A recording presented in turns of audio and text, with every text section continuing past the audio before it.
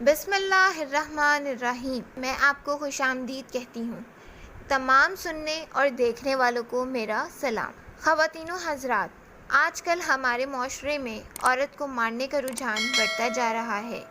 پورے ایشیا کی عورتیں اس چیز سے بحث ہیں اور بہت سے گھر بھی اجڑ چکے ہیں۔ خواتین و حضرات، ہمارا آج کا ٹاپک ہے، کیا شریعت میں شوہر بیوی کو مار سکتا ہے؟ اس مسئلے کو سمجھنے کے لیے ویڈیو کو غور سے سنیے گا اور سمجھیے گا۔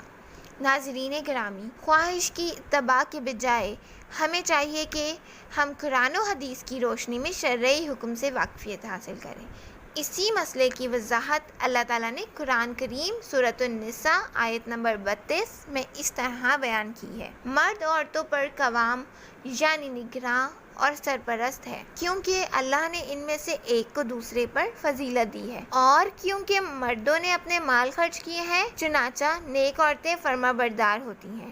مرد کی غیر موجودگی میں اللہ کی دی ہوئی حفاظت سے اس کے حقوق کی حفاظت کرتی ہیں۔ اور جن عورتوں سے تمہیں سرکشی کا اندیشہ ہو تو پہلے انہیں سمجھاؤ، اور اگر اس سے بھی کام نہ چلے تو انہیں خوابگاہوں میں تنہا چھوڑ دو، یعنی ان کے بستر الگ کر دو، اور اس سے بھی اصلاح نہ ہو تو انہیں مار سکتے ہو۔ ناظرین، بعض حضرات قرآن کریم کی اس آیت سے یہ سمجھ لیتے ہیں کہ بیوی کو مارنا دین میں لکھا ہے، حالانکہ قرآن و حدیث نے میاں بیوی کے درمیان کشیدگی کو بڑھانے کے بجائے ہمیشہ ایسے اسباب اختیار کرنے کی تعلیم دی ہے کہ جن سے دونوں کے درمیان محبت، الفت، تعلق اور ہمدردی جیسے عوامل پیدا ہوں، جو دنیا میں کسی بھی دو شخص کے درمیان نہیں ہوتی۔ شریعت اسلامیہ میں دونوں میاں بیوی کو ایک دوسرے کے احترام کے ساتھ ایک دوسرے کے حقوق یعنی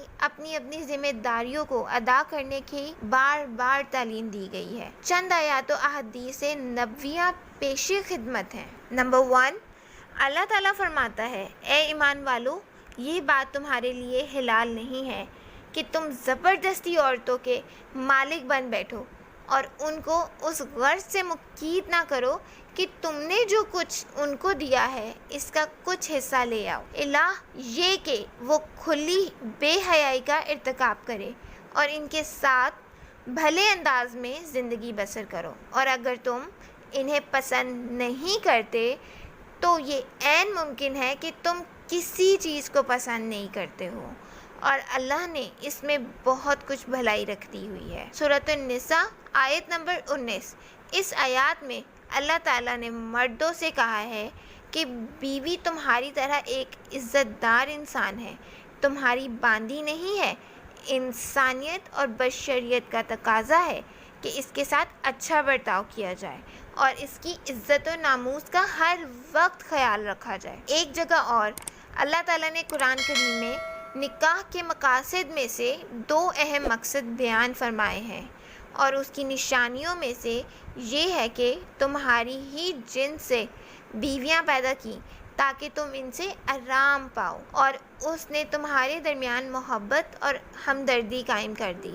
یقیناً غور و فکر کرنے والوں کے لیے اس میں بہت سی نشانیاں ہیں، جیسا کہ سورۃ الروم آیت نمبر 21 علامہ ابن کثیر نے تحریر کیا ہے کہ کسی بھی 2 روحوں کے درمیان اتنی الفت اور محبت جیسا تعلق نہیں ہوتا جتنا میاں بیوی کے درمیان ہوتا ہے۔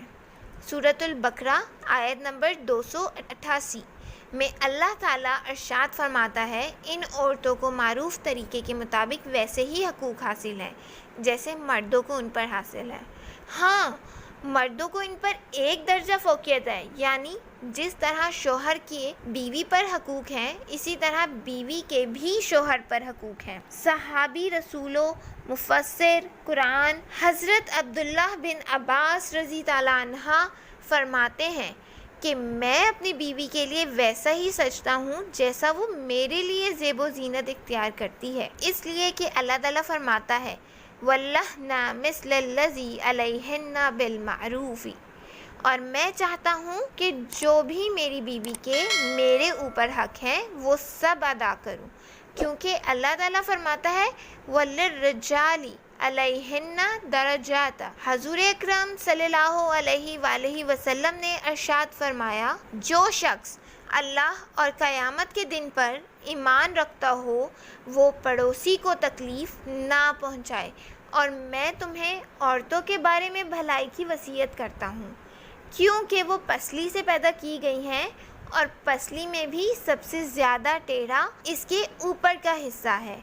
अगर तुम इसे सीधा करना चाहोगे तो इसे तोड़ डालोगे, और अगर इसे छोड़ दोगे तो वो टेढ़ी ही बाकी रह जाएगी। इसलिए मैं तुम्हें औरतों के बारे में अच्छे मामला की वसीयत करता हूँ। एक जगह और हजूर सल्लल्लाहु अलैहि वसल्लम ने इरशाद फरमाया, कोई मोमिन किसी मोमिना से बुग़्ज़ ना रखे।